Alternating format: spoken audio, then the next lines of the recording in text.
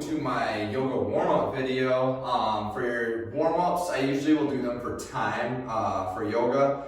This comes straight from my yoga HIIT class.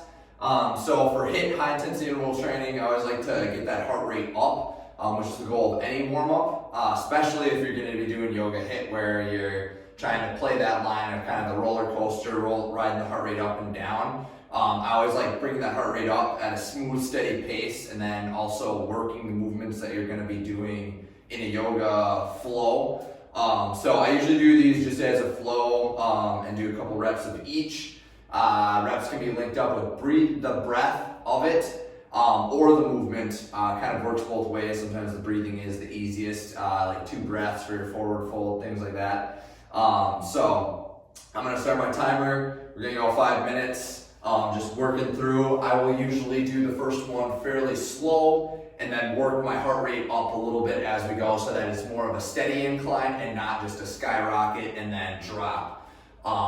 So without further ado here, we're gonna start with a forward fold. I like to focus kind of on my hamstrings here and my core. So not letting that back round right away. Towards the end of my yoga routine, as we've gone through pretty much the whole class, I will then start to let that back round out and get that deeper range of motion in there. But to start off, I usually like to focus on just that pushing the hips back for the forward fold. So a deep inhale, shoulders pulled back, knees slightly bent.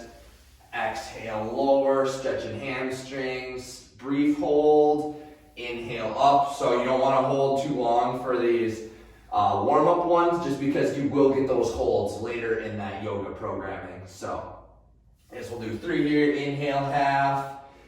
Exhale, lower. And I always still like to keep those shoulders tucked. If I round, that's when they pull loose here. So keep them tucked.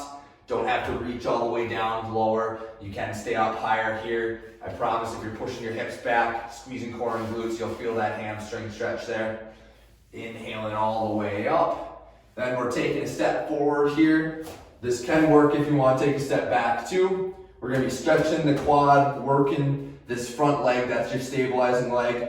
Force through that heel there. I also like to kind of keep a little force through, kind of like I'm pushing through my back heel just a little bit, but mainly pushing that hip forward.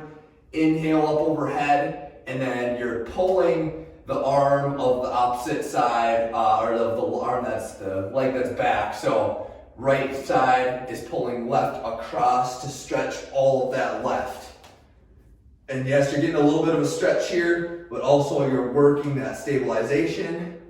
Inhaling up, stepping back. Inhale.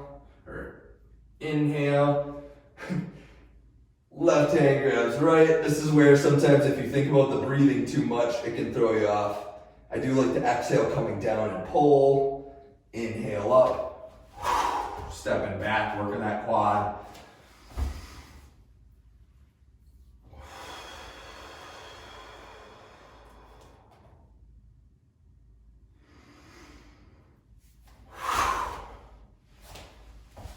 And I do try and get some power in there, pushing for that lunge. As you see my balance getting lost there. Take your time on these.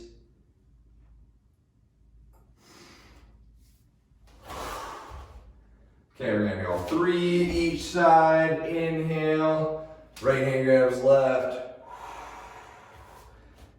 Keep that force in that heel. I always just pause, set that lower body. And I do try and really keep this elbow twisted out so that I'm not twisting forward into it.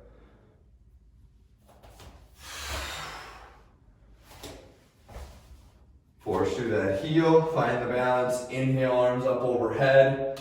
Grabbing and rotating to the side. Stretching all of that lat here. Hip flexor. A little bit of oblique and core.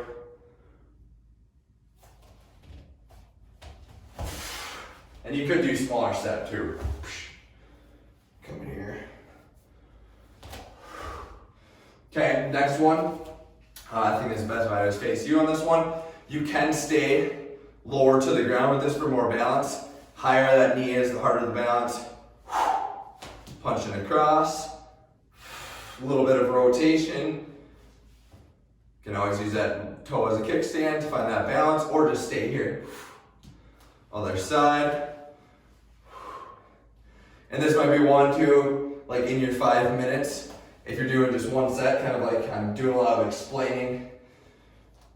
We would have maybe gotten 2 out of it. Okay. Then, last but not least is gonna be your tree. So, switching back to that other foot, I always kind of like to take small increments of balance on this. So again, the higher up you go, the harder it's gonna be. Keeping those toes as a kickstand is a great starting place and a perfect spot to like get into the exercise and really dial into how that feels and how much pressure you have to put throughout your foot, focusing on that heel for the balance. Force through the heel, glute is tight, that's how I kind of think about it. Y, T, and I. Okay, I want to raise up a little bit more for a little more balance. So you might be wobbling a little more. T. Okay, so I like this for the back. Getting a little bit of hip opening here. And balance work. Switch on the other side. One tip too, my right is my stronger balancing side. So you can always start with your weaker side if you know what side is weakest. That does help come into it. So if you're coming onto your wobbly side after you're starting to get your heart rate up, sometimes that can throw you off a little bit more. Also, the harder that you throw those arms up, the more that's going to want to throw you off balance. Okay, so that is your yoga warm-up, 4 exercises. Certainly can be more than 5 minutes. 5 to 10 minutes is usually the sweet spot I like to use for my classes, just because by that end of that time, you really start to dial into those movements, can start to throw in a little more flexibility, deeper in your range of motion, and then just progressing through faster as you get it. I like to take time the first couple rounds through just to dial in and see how I'm feeling and see where I'm tight and where I need to take my time a little bit more. So, till the next video, happy warm-ups.